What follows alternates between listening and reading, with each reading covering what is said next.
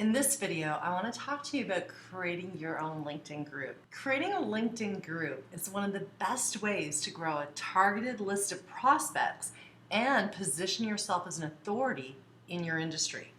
So at some point in time, you may consider starting your own LinkedIn group. I will caution you though, if you're not willing to devote the time and the energy that's needed to grow and maintain your group, then you're not going to want to waste your time even getting started with this. It can be a tremendous, valuable addition to your lead generation activities, but only if you do it right. So you need to decide who the group's meant to serve. You want to narrowly define your group in order to attract the right members, and of course these members are going to be your ideal prospects. A more specific and targeted group is going to allow you to provide better value to the members. So reasons that you might have for starting your own group would be connecting your community, building your reputation as a thought leader or an authority on your topic, helping others, helping your prospects, building your personal network, driving traffic to your website, and of course generating leads. Make sure whatever your reasons that you focus on creating a respectful environment for learning and sharing among group members.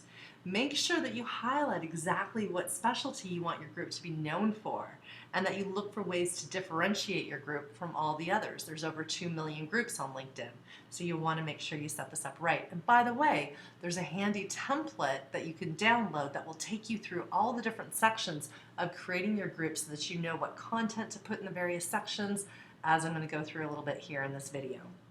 So to begin creating your group, you're going to go to the groups page, and on the right side, halfway down the page, you'll find Don't See What You're Looking For with 2 buttons below it. One is Find a Group, and the other is Create a Group.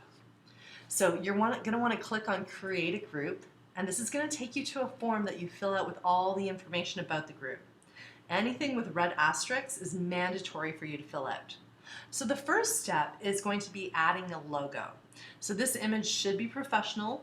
Remember that the file must be a PNG or a JPEG or a GIF, and the maximum size is 100 KB. So you want to make sure that you have somebody create a graphic for you that meets those specs. You need to make sure that you check the box that states that you have the right to use the image and that it doesn't infringe on any copyrights. Next, you need to select the name of your group. Now make sure, of course, that this group doesn't include the word LinkedIn, because they won't allow the word LinkedIn as a part of the name. Make sure your name includes relevant keywords so that members of your target market, when they're searching for groups to join, that they're going to find yours. Just like when you were searching for groups to join, you were adding keywords in and finding groups that were relevant to your prospects. You want them to find yours, so you need to select the right keywords, name your group the right name. Then you need to select the type of group. So your choices include alumni group. Membership is often comprised of former members of schools, universities, fraternities, or sororities. Corporate group, membership here is often comprised of current or past employees from the same company. Conference group, this is for people attending the same trade shows or conferences. Networking group, and this is for people who are networking as one of its primary goals. Nonprofit group, of course people that support a similar cause or value. Professional group, people with similar industries, interests, and other. So if your group falls outside of any of those groups, this is what you'll select. Choose the type that most closely describes and fits the type of group that you're going to create. If none fit, select other, and then you can create an other category name. Next, you're going to need to add a summary for your group. This is a brief description about your group and its purpose. Your summary will appear when your group shows up in searches, and it will also appear when your group is suggested. So your summary really needs to include keywords that you want your group to be found for, as well as give prospective group members everything that they need to know in 300 characters or less. So keep in mind, while you have 300 characters, usually only 120 characters are actually going to be seen in the search results. So to help create your summary, use the worksheet, the template that I've created called Setting Up Your Own Group. Next, you're going to need to create a full description of the group in less than 2,000 characters. So this is your description that will explain everything about the groups and who the group is for, if the group is regional or region specific, what group members can expect to get out of belonging to this group. It can also give a bit of information on group expectations, even though a lot of that will be laid out in the group rules section. So of course, no spamming, no pitching, as this is going to make it clear to members wanting to join that they can expect a spam-free environment. It's very important, again, to use relevant keywords in the description of your group. Use the description section in the Setting Up Your Group template handout that you can download to help you create an effective description. You're going to want to, of course, write your description in a Word document so that you can check spelling, check grammar, and then transfer it over. Add your website to the website field and your email address to the group owner email field. Under Access, you're going to want to select Request to Join. Users must request to join this group and be approved by a manager. Now, having said that, you can also select the auto join thing if you're planning on growing a really large group. You may at some point in time want to change it to that, but it's a good idea to set that up in the beginning so that you can really be strict in terms of making sure that the right people are joining your group and that you're not allowing spammers in your group and so forth. You're going to also want to check the box for allow members to display the logo on their profiles, as this helps to promote your group when their connections see the group logo listed on their profile. You can also select the button allowing members to invite others to join this group. There's no harm in doing that. Allowing others to join the members to recommend the group and suggest others to join the group is a great idea. If you're wanting to build a group that's based on a single geographic location, you can select that. Read and check the agreement box if you agree to LinkedIn's group terms of service. Of course, you have no choice there. And finally, you need to determine if you want to create an open group or a members-only group. In an open group, discussions can be shared using social networking sites like LinkedIn and Facebook, expanding the group's reach. Group members have the option to allow LinkedIn members who aren't group members to contribute. So this is the best option for most groups, but there might be times when you want to have a members-only group. If it is a group that you want to create exclusivity around or privacy around, you might want to have it as a closed group. Discussions in a members-only group won't show up in search engines, and they're not visible to anybody outside of the group members. So this is one of the advantages to having an actual open group. Please note that LinkedIn does not allow excessive changes to a group's identity because it affects members' confidence. So you can only make a total of 5 group identity changes, including any group name and logo updates. Next, there's a bunch of message templates. So after you fill out the form to initially set up your group, you need to create a number of email templates, including a welcome email, a request to join email, and a group decline email. In your welcome email, you're going to want to basically go to your group and click on Manage and then click on Templates located down on the left-hand side. LinkedIn does give you a default message, but it isn't personalized. It doesn't reassure prospects that they made the right choice in choosing your group, and it doesn't send prospects back to your website, which is one of the things that you want to take advantage of in your welcome message. So the handout that I've provided also helps you to create that welcome message. Next, you want to create the request to join email. So you need to create a request to join email. This is only if you don't want to automatically accept members to your group. So if you're selecting a certain audience and you don't want anyone outside that audience, this is when you'd make people request to join, you'd approve them, and an email can follow. So for example, if your group's just for coaches and consultants and you don't want any outside vendors in or anybody infiltrating your group with content that sells their products or services, this is when you're going to do that. And there's help in the template to create your request to join email. Next is your group decline email.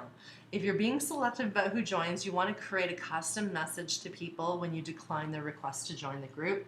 Again, the handout's going to help you do that. It might be as simple as, hey, thanks for requesting to join the group, but this group is limited to X type of people. You also want to create your group rules. Your rules will make sure that everyone understands what behavior is expected for them in the group and what types of content that they're able to share. So to help create your group rules, you can answer the questions from the worksheet. from the template that I've provided and turn those answers into paragraph form and enter it into the group rules. You can get to the group page by going to Group and then clicking on Manage. Go to the bar on the left and then look for Group Rules, and you'll find it under Group Settings and Group Information. So to add content to your group, you want to basically have content in place before you start inviting prospects to join your new group. So you want to find or create relevant content. You want to add it to your group, and you might want to do this over a couple weeks before you start, promoting and sharing your group. So to post an article to a group, you go to the share box at the top of the discussions page of the group, paste in the URL that you want to share, and then of course the discussion title will pop up, and add more details will pop up, and this is where you're going to add some information before you click the share button. So very similar to what I shared with you in sharing content to groups. It's the same type of thing that you're going to do within your own group. Now, the benefit of sharing content in your own group is it's going to show up immediately. There's no moderator that needs to approve it. However, you will be moderating and approving other people's content.